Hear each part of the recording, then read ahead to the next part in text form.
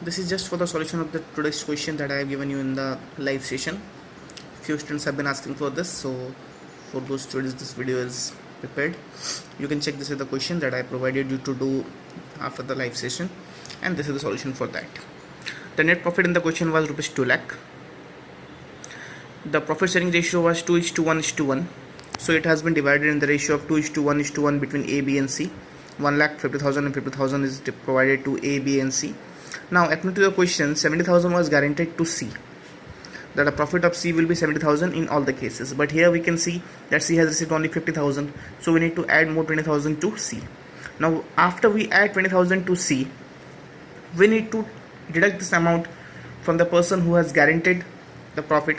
In the question, A and B have jointly guaranteed. You can see here both A and B jointly guarantee C, so both they have jointly guaranteed. And thing to note here is no specific ratio of guarantee is given. Profit sharing ratio is given 2:1 here. C is admitted for 1/4 share, that is also alright, but in case of guarantee, when there will be deficit, that guarantee will be fulfilled by in which ratio such ratio is not provided in the question.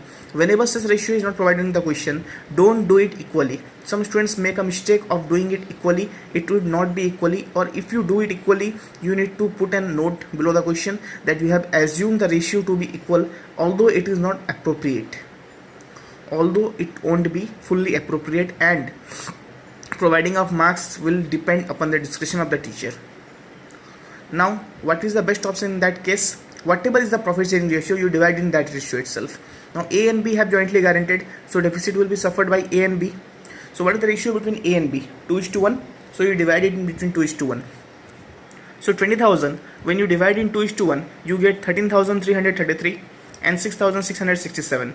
So we'll subtract these two amounts from A and B, and after that whatever amount you will receive, you will put it down and you will get the answer.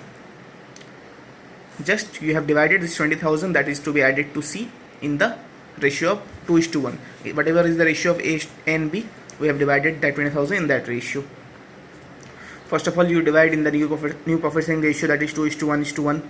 You will get 1,50,000 and 50,000.